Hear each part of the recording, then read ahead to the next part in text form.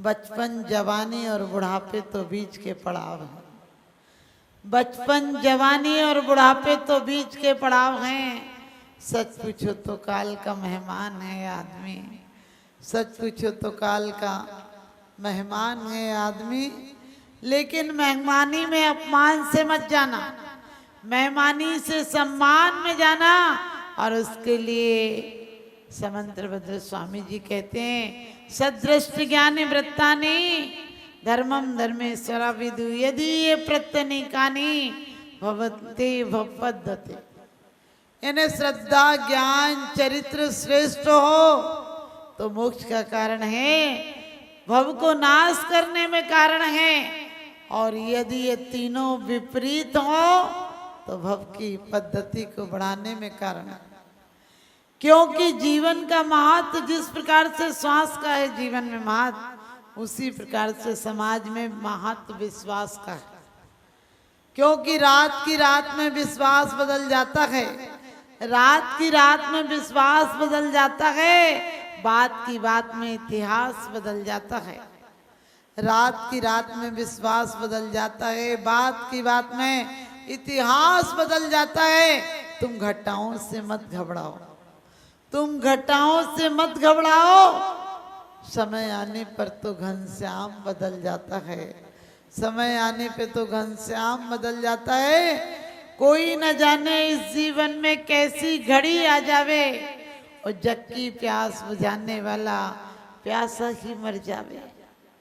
और कहते हैं राज तिलक की मंगल वेला राम सिया बन जावे।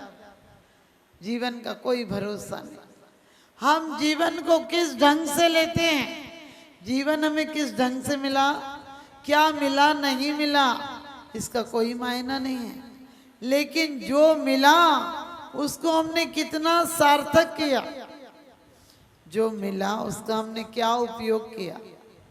क्योंकि कांटों की बगिया में जाते हैं, एक परमात्मा को गालियां देता है कि परमात्मा कैसा है, कांटों के बीच फूल को जीने के लिए मजबूर कर रहा है। अरे कांटा नहीं देता तो तेरा क्या बिगड़ जाता, उसकी मजबूरी देखो, कांटों के बीच बेचारा जी रहा है। दूसरा कहता है वाह परमात्मा तू भी क्या कमाल का, तेरा क्या करिश्मा है कि कांटों को लगा के रखा है पहरेदारों की तरह, ताकि फूल पत्ती को कोई जानवर नहीं खा पाए। ध्यान रखना, मात्र बीज डालने से खेती नहीं होती है, बीज डालने से नहीं होती। जो स्वभावते उपजे नाज सजल मेघ ते कौन है काज। कि यदि समय पर पानी, बीज और अच्छा मौसम हो तो फसल आती है, वरना बीज को जब चाहे बेमौसम डाल दो तो आएगा क्या, कुछ नहीं आएगा, बीज भी चला जाएगा। और इसीलिए कहते हैं बीज राखी फल भोगवे, जो किसान जगमाए त्यों चक्री नृप सुख करे, धर्म विसारे नाय।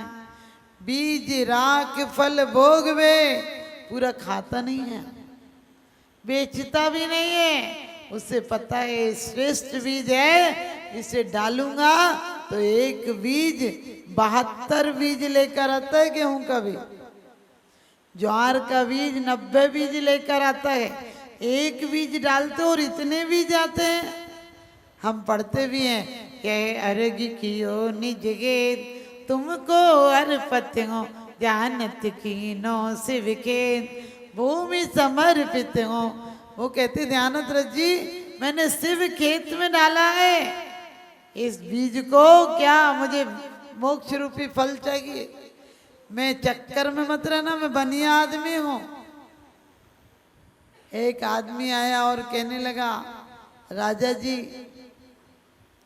आप लोग अभी द्रव्य बैठने की कोई व्यवस्था मत करो, हमको दिक्कत होती है बीच में। एक आदमी आया और कहने लगा राजा जी ये पगड़ी तो बहुत सुंदर पगड़ी लाया था। राजा बोला कितने की है, राजा बोला कितने की है, तो वो बोला आप नहीं ले पाओगे। उसके मंत्री ने राजा को इशारा किया कि मत पड़ो चक्कर में, मुश्किल से 200 रुपए की पगड़ी होगी और इससे ज्यादा क्या होगी। वो कहने लगा राजा जी मुझे पता था कि आपके दरबार में लोगों को कीमत नहीं आती है, ये नौकर आदमी क्या जाने पगड़ी की कीमत। और मुझे तो लोगों ने कहा था कि राजा बहुत अच्छा है, जानकार है, हीरो का जानकार है, और उसमें कंकड़ लगे थे, लेकिन उसने कहा हीरे लगे हैं राजा आप देख लो। मैं तो जाता हूँ क्योंकि लोगों ने कहा था आप बड़े आदमी हो ले लोगे पगड़ी, लेकिन मुझे लगता है ऐसे लोगों के बीच रहते हो क्या आप पगड़ी ले पाओगे, मैं जा रहा हूँ। राजा ने कहा अहंकार को धक्का लगा, बोला बोल कितने की पगड़ी है। वो पगड़ी वास्तव में 200 रुपये नहीं 50 रुपये की थी, तो 200 भी उसने तो ज़्यादा बोल दिए थे। वो बोला राजा जी ये पगड़ी तो 2 लाख की है, लेना हो तो ठीक है, वरना मैं पूरे नगर में कह दूंगा कि राजा की औकात कुछ नहीं। आप समझ गए, औकात की बात आ जाए तो फिर तो औकात के लिए तुम अपने हालात बिगाड़ देते हो। कुछ नहीं हो तब भी जी खोल के करते हो, फिर कर्जा लेके करो। मैं हमेशा कहती हूँ विवाह कभी कर्जा लेके मत करना, क्योंकि अभी कर्जा लेके कर दोगे उसके बाद क्या होगा। लड़की के पीहर वालों ने यदि कर्जा लिया होगा, बेटी को जब जब पता चलेगा तब तक उसके अंदर एक टीस उठेगी और तुम्हारी बेटी कभी सुखी नहीं रहेगी। क्या दिखाना इन चीजों में, क्योंकि प्रेम होना चाहिए। तो राजा ने भी अहंकार के कारण कह दिया दे दो 2 लाख रुपया और पगड़ी ले लो। आप समझ गए, हमारी हालत भी ऐसी है, हम अहंकार के लिए कुछ भी कर लेते हैं। आचार्य कहते हैं कि दुनिया में विश्वास रखो, दुनिया में विश्वास रखो, लेकिन परमात्मा के प्रति श्रद्धा रखो। विश्वास हो तो समाज चलता है, परिवार चलता है, व्यवहार चलता है। यदि आपको पता चल जाए दुकानदार मिलावट करता, जाओगे उसके यहाँ? आप नहीं जाओगे उसके यहाँ, क्योंकि पता है विश्वास नहीं है। लेकिन आचार्य कहते विश्वास तो कैसा है, जिसमें विष का हो बास वो है विश्वास। आपका विश्वास जरा सी बात से टूट जाता है। यदि वो किसी से फोन कर रही है और आपके आने पर फोन उसने तुरंत बंद कर दिया, आपको वहम का कीड़ा घुस जाता है, किससे बात कर रही थी ये वो। ये मत रखो जिंदगी में, तकरारें मत रखो, बेवजह की वहम मत रखो। जीवन में इतना प्रेम और समर्पण हो जाना चाहिए कि किसी ने कहा था विनोबा भावे से कि तुम्हारे यहाँ की औरतें साड़ी में लिपट कर एक घर में कैद होकर रह जाती हैं, हमारे यहाँ की औरतों को देखो पति के साथ गले में हाथ डालकर घूमती हैं। अमेरिका में किसी ने कहा था तो बड़ी सुंदर बात विनोबा भावे ने कही थी कि बैल बिगड़ा हो तो नकील की जरूरत पड़ती है। आपके यहाँ के चरित्रहीन लोग हैं तो पत्नियों को हाथ डालकर घूमना पड़ता, कहीं शाम को दूसरे की नहीं हो जाए। हमारे यहाँ की वो चरित्रवान स्त्रियां होती हैं, वो प्रेम और आकर्षण होता है कि दुनिया के किसी कोने में चला जाए वो अपनी पत्नी के अलावा किसी और को दिल नहीं दे सकता है। हमारे यहाँ की स्त्रियों में वो प्रेम वात्सल दया करुणा और समर्पण होता है। तो ध्यान रखना, स्त्रियां वो भूमि होती है जहाँ की सम्यक्त का, दर्शन का, भक्ति और आराधना का, तपस्या का बीज बोया जाता है। सीता जब दीक्षा लेने गई तो राम ने बहुत प्रलोभन दिए थे, मैं तुम्हें पटरानी बना दूंगा। वो कहती है कि अब पटरानी की चमन की अब नहीं ख्वाहिश, चमन की अब नहीं ख्वाहिश, तमन्ना है न गुलशन की, किसी जंगल में जाकर के बनाऊं आसियां अपना, किसी जंगल में जाकर के बनाऊं आसियां अपना। और जब आप सबको पता है जब वो दीक्षा लेकर प्रतीन्द्र हो जाती हैं और रामचंद्र जी दीक्षा ले लेते हैं, मोह जल्दी से हटता नहीं है। पहले इतने मोह पर कहते कंट्रोल हुआ कि राम मनाने गए, राम ने मनाया, बहुत प्रलोभन दिया। अग्नि परीक्षा के बाद तो आप सबको पता है राम को बहुत पश्चाताप हुआ था जब लोग कहते हैं भूमि में समा गई। हमारे यहाँ क्यों, हमारे जैन शासन नहीं कहता है, लोग कहते हैं पृथ्वी में समा गई। उनकी चाची सास यानी कनक रथ, चाची उनकी, चाची सास, चाची उनकी कनक रथ की पत्नी पृथ्वी नाम था। और वो पृथ्वीमती माता जी के पास उन्होंने दीक्षा ली थी। और लोग कहते पृथ्वी में समा गई, यानी आरिका के प्रति उन्होंने अपना समर्पण भाव कर दिया और आरिका दीक्षा ले ली। सोच कर देखना कि उन्होंने आरिका दीक्षा ली और प्रतीन्द्र का पद पाया, स्त्री पर्याय का नाश कर दिया। लेकिन जब रामचंद्र जी ध्यान मग्न थे और उन्हें अवधि ज्ञान से तो पता हो गया कि तो मोक्ष चले जाएंगे, तो बहुत प्रलोभन दिए, बहुत आकर ऐसे से सीन दिखाए उन्होंने कि जैसे सीता को कोई बलात् ले जा रहा है, ऐसे ऐसे चित्र तक। उनके लिए तो विक्रिया से कोई बड़ी बात नहीं थी, लेकिन राम अडिग रहे, क्योंकि यही तो सिखाती है। पत्नी पहले धर्म सिखाती है और फिर साथ साथ धर्म के मार्ग पर चलकर स्वयं भी मोक्ष जाती है और उसे भी ले जाती है। दुनिया में वाइफ होंगी, पत्नियां होंगी, जो भी दारा भार्या होगी, लेकिन सिर्फ हमारे भारत में धर्म पत्नी होती है। आप दुनिया में देख लेना, धर्म पत्ता एक भी नहीं मिलेगा। सतियों के इतने चबूतरे मिलेंगे, सत्ता का एक भी चबूतरा नहीं मिलेगा। यानी स्त्रियों ने समय समय पर अपना बलिदान दिया है। उनकी आप त्योहार देखो, औरतें सुगंध दशमी आदि, करवा चौथ हिंदुओं में जो होती है, ओई मोई क्या क्या व्रत होते हैं। इधर तो यूपी में साइड में इतने सारे व्रत करती है पत्नी की, पति की लंबी उम्र हो जाए, लेकिन पति एक भी व्रत नहीं करता है कि पत्नी की लंबी उम्र हो जाए। पत्नी फिर कभी कभी कहती भी करवा चौथ पे कि ये ला रहे हो वरना तोड़ दूंगी व्रत, लेकिन ये नहीं है, सब तो वैसी मनोविनोद की बातें हैं। लेकिन सच पूछो तो पत्नी को धर्म पत्नी बनकर रहना चाहिए। वो माना कि अंतरि विषय बासिना वरते, बागर राग द्वेष है भारी, याते परम दिगंबर मुद्रा, धर न सके वे दीन संसारी। ये कायरता का प्रतीक है, हर कोई साधु नहीं बन सकता है। और मैं तो कहती हूँ, मैं किसी को नहीं कहती हूँ साधु बन जाना, क्योंकि मैं कहती हूँ सदग्रस्त बन जाओ। सदग्रस्त बन जाओगे तो अंत में समाधि मरण करके जाओगे और तुम्हारा इतना पुण्य जगेगा कि अगले भव में संत भी बनोगे, अरिहंत भी बनोगे और सिद्ध भी बनोगे। क्योंकि भक्त मुट्ठी का अनाज मिट्टी में डाल देता है, जो शक्ति मिलती है उसे भक्ति, आराधना, तप, व्रत, संयम। क्योंकि अपने दिमाग को आप देखो, महावीर की जय बोलते हो, महावीर जैसे कितने काम करते हो आप, महावीर के कौन से सिद्धांतों पर चलते हो। और जितने हिटलर, चंगेल खां, औरंगजेब, सिकंदर, इन सब के काम करते हो। जिनवाणी सदा उनके गीत गाती है, जिनवाणी सदा उनके गीत गाती है, जिनके जीवन में साधना उतर जाती है, जिनके जीवन में साधना उतर जाती है। तो हम विधान आदि करते हैं, इसके माध्यम से हम परमात्मा से जुड़ने का प्रयास करते हैं। हम सिर्फ स्वाहा स्वाहा का नाम विधान नहीं है, जो हमारा ध्यान परिवर्तित कर दे, आर्त रोध ध्यान से हटाकर धर्म और शुक्ल ध्यान कर दे। अब आप कहोगे माता जी हम तो ध्यान करते हैं, वो ध्यान नहीं है।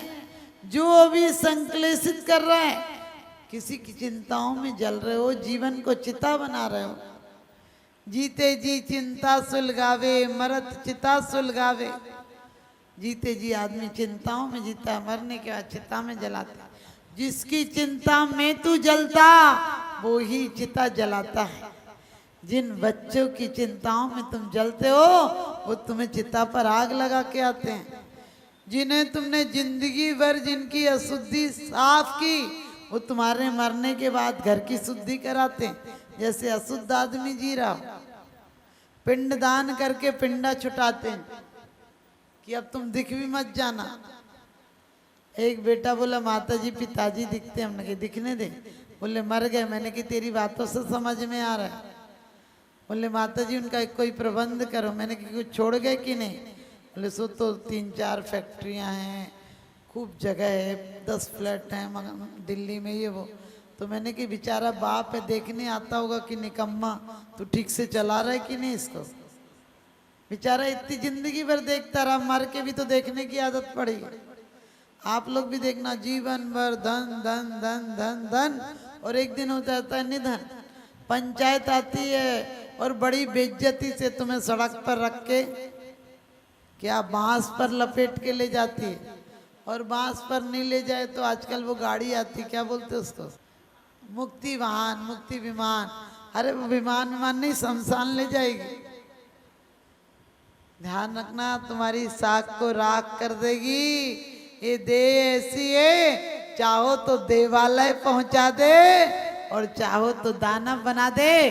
प्रेम इंसान को इंसान बना देता है, प्रेम मौत के नाम को निर्वाण बना देता है। और प्रेम से नीचे गिरो तो शैतान बना देता है, और प्रेम से पाषाण को पूजो तो प्रेम पाषाण को भी भगवान बना देता है। पत्थर एक बार मंदिर जाता है तो परमात्मा बन जाता है। आदमी रोज मंदिर जाता है तो भी पत्थर का पत्थर रहा आता है।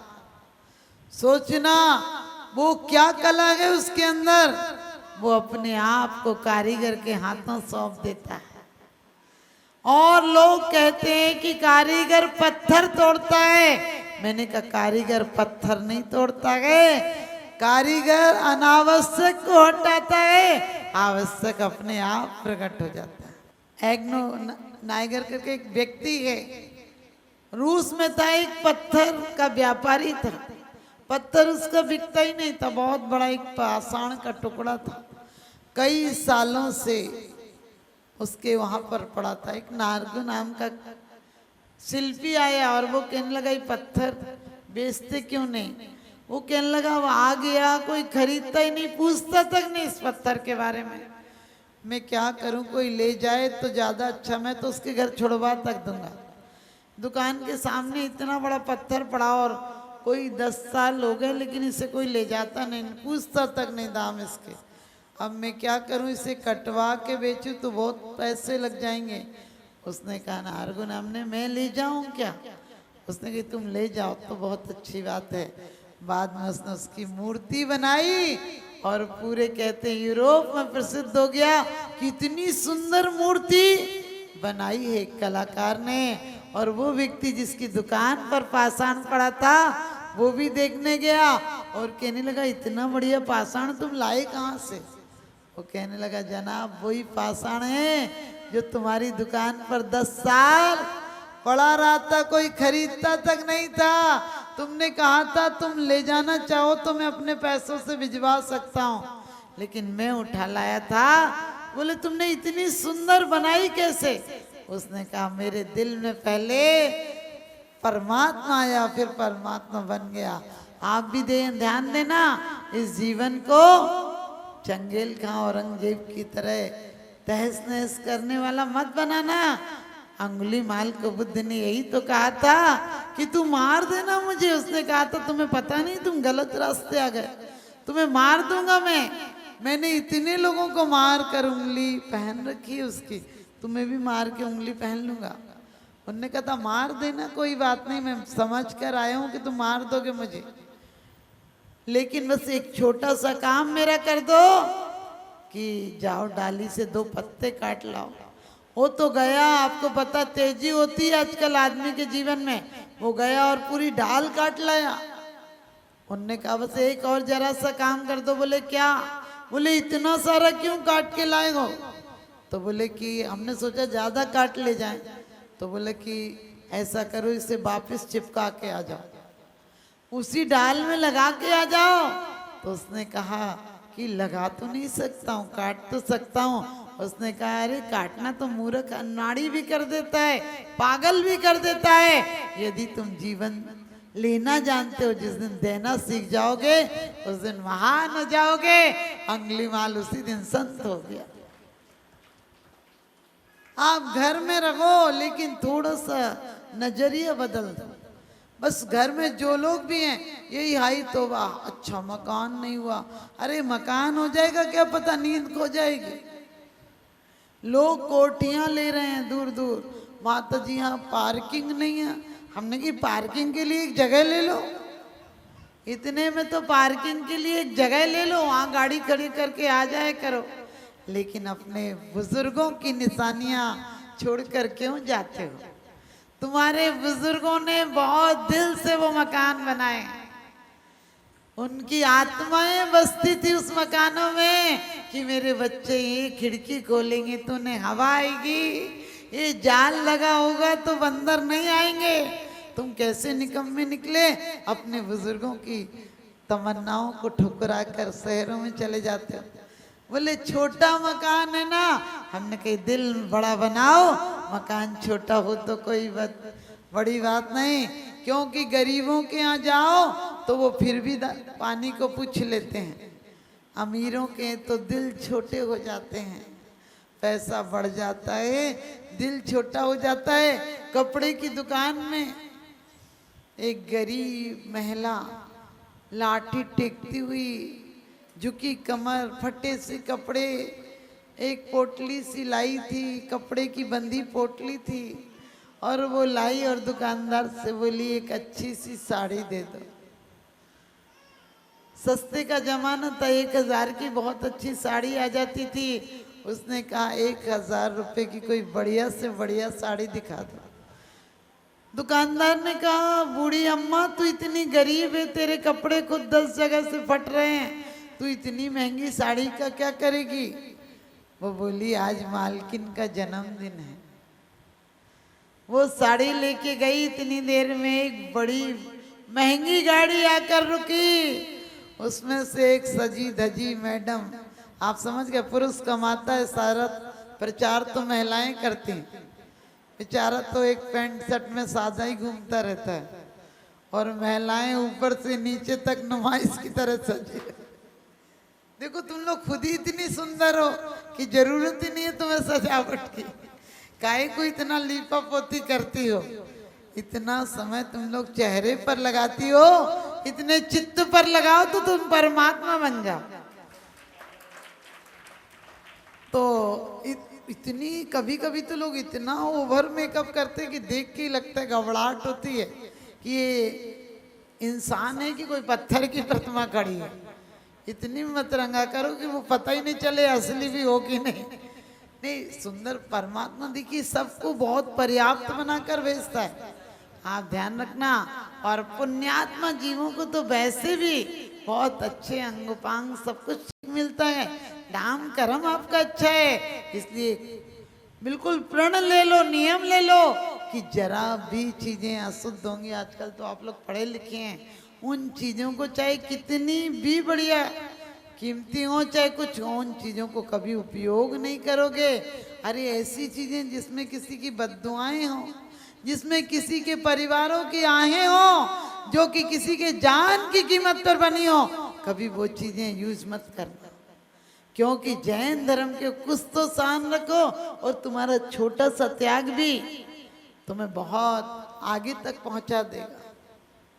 एक भील एक कौवी का मांस का त्याग करता है और मोक्ष तक जाने की योग्यता रखता है, मोक्ष चला जाता है। तो ध्यान रखना, हमारे छोटे छोटे नियम भी एक दिन आपको परमात्मा बना दें। तो वो महंगी कार से औरत उतरी और कहने लगी कोई सस्ती सी साड़ी दिखा दो, कोई 100-150 रुपए की साड़ी दे दो। दुकानदार ने वही प्रश्न फिर किया कि आप इतनी महंगी गाड़ी में आए हैं, आपके साथ गनमैन तक है, आप सस्ती साड़ी का क्या करोगे? कहने लगे आज मेरा जन्मदिन है, किसी नौकरानी को देना है। आप समझ गए, आप घर में मिठाइयाँ भी जब देते हो जब वो खराब हो जाती हैं। आपको नहीं खाना, अपने रिश्तेदारों से बोलो मत लाया करो। बोले इस बार तो वो सदारा मदारा क्या, हम तो हमारे एमपी में चलता नहीं। तो वो क्या पता क्या क्या अलाए बलाए तुम लोग सारे मिथ्यात पूछते फिरते हो। मत किया करो, करना है तो सिर्फ जैन शासन के त्योहार पूजो जिसमें जिनेंद्र देव की आराधना होती है, और उस आराधना से एक दिन तुम भी आराध्य हो जाओगे। क्योंकि आप लोगों को ये मिथ्यात के चक्करों में नहीं पड़ना। ये ऐसा होता है, ठीक है दो दो बड़ों को देना है आदर सत्कार से, पैर छू के पैसे दे दो। हमारे यहाँ लोकाचार को भी महत्व दिया गया है, लोकाचार की भी विनय है, लेकिन आपको इतना ही करना है कि अपने इस सांसों के बीजों को, इस मनुष्य जन्म के बीज को गलत जगह नहीं डाल देना, भोग की भूमि में मत डाल देना, योग की आराधना की भूमि में डालना, ताकि जैसे पाप के बीज एक डालो तो 80 लौटते हैं, ऐसे पुण्य के बीज एक डालो तो 80 लौटते हैं। आपके जीवन में भी खूब परमात्मा तरक्की दे। हमारे बीच में अहंकार की दीवार आ जाती है जो दिल तक मिलने नहीं देती है। बच्चों के जन्मदिन पर आप सौभाग्यशाली हो जो बच्चों के जन्मदिन पर आराधना और उपासना करा रहे हो, क्योंकि आपको पता आजकल तो लोग केक कटवाते हैं। हमने कही केक मत कटवाओ, अभी केक काटेगा आगे जेब काटेगा फिर गला तक काटेगा। गला काटने का मतलब चाकू से नहीं है, किसी की रिश्वत ले लेना, किसी के साथ बेईमानी करना, किसी का बलपूर्वक धन हरण कर लेना, ये भी तो क्या है, मारना ही है। इसलिए परमात्मा से प्रार्थना करो, ए रब किसी की छीन कर मुझको खुशी न दे, ए रब किसी की छीन कर मुझको खुशी न दे, और जो जिंदगी हो किसी पे बोझ ऐसी जिंदगी न दे, ऐसी जिंदगी न दे। आज से चिंता छोड़ देना, क्योंकि बच्चे जिन बच्चों की चिंता करते हो वो बच्चे एक बार फोन लगा लेते होंगे, मम्मी कैसी हो, लेकिन इतना समय आप बच्चों से भी बात करो। मैं ये नहीं मना करती हूँ कि बच्चों से मत बोलो, लेकिन ये सोचो ये यही मुसाफिर की तरह मिले थे, यही मुसाफिर की तरह बिछड़ जाएंगे। मौत की गाड़ी किसी स्टेशन पर ठहर जाएगी, फिर एक एक सांसों को हमें तरसाएगी, हम देखते ही रह जाएंगे और वो हमें ले जाएगी। हम देखते ही रह जाएंगे, वो हमें ले जाएगी। हम सिर्फ उसमें बैठने वाले नहीं, हम ड्राइवर भी बने कि गाड़ी को किधर ले जाना है।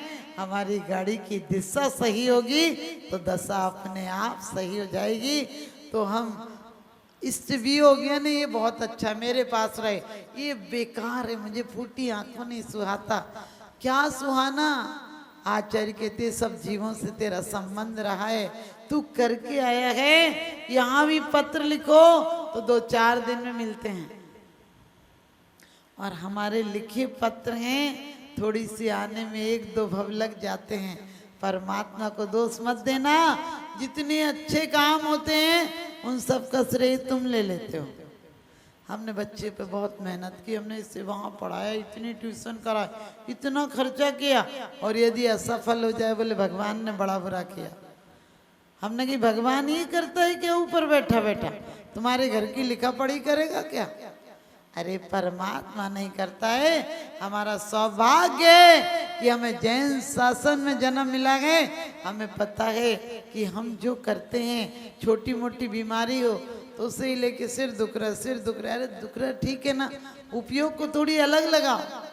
लेकिन पति भी जब ही पूछता जब पत्नी बिल्कुल पड़ जाए, तो पत्नी को पढ़ना पड़ता, बोले पूछेंगे नहीं। बच्चों को भी आप जब देते हो कुछ, जब बच्चे मचलते हैं रोते हैं, बिल्कुल बच्चों को जीने की शैली बदलो। यदि वो रोते हैं उन्हें बिल्कुल उनकी बात पूरी मत करो, ले बता बेटा क्या लेगा, अरे रोने दो, उनकी ग्रंथियां खुल जाएंगी थोड़ी देर, लेकिन जिद्द की आदत मत लगाओ। यदि अभी आप, आजकल माताएं बच्चों को इतना प्यार करती हैं, पहले बच्चे पूछते थे माँ क्या बना है, वो खा के बच्चे चले जाते थे जो बनाओ घर में। आज माँ 24 घंटे चक्री की तरह उसके पीछे घूमती रहती है, क्या खाएगा क्या खाएगा, उसको भूख ही नहीं लगती। तुम जबरदस्ती खिलाओ तो उसका लीवर और खराब हो जाएगा। उसे मेहनत करने दो, कुछ करेगा, ये मत उठा, ये मत छू, ये मत बोल, अरे बोलने दो। माना कि ठीक है अच्छी चीजें फाड़ देगा तो उसे कुछ बनाने को दो, बेटा इस पे चित्र बनाओ, एक कागज लो, फूल बनाओ, जहाज बनाओ, कुछ बनवाओ उस पे। एक मास्टर ने चित्र दिया कि तुम लोगों को चूहा, बिल्ली, कुत्ता और गाय का चित्र बना के लाना है। दूसरे दिन एक विद्यार्थी लाए ही नहीं, मास्टर ने कहा तूने बनाया नहीं? बोले बनाया था। बोले कहाँ है, दिखा चूहे का चित्र। बोले कि मैंने चूहे को बनाया था लेकिन बिल्ली आई तो चूहा भाग गया। उन्होंने कही तो बिल्ली का ही दिखा दे। बोली कुत्ता आया तो बिल्ली भाग गई। तो बोले कुत्ता ही का दिखा दे। बोले कि गाय आ गई तो कुत्ता भाग गया। बोले गाय का दिखा दे। बोले कि गाय चरने गई थी तो किसी ने डंडा मारा तो गाय भी भाग गई। ध्यान रखना, इस तरह तुम बहाने तो बना लोगे जिंदगी में, लेकिन मौत के आगे कोई बहाना नहीं चलता है। तो हमारा जन्म महाजीवन बने, जन्म पाना पर्याप्त नहीं है।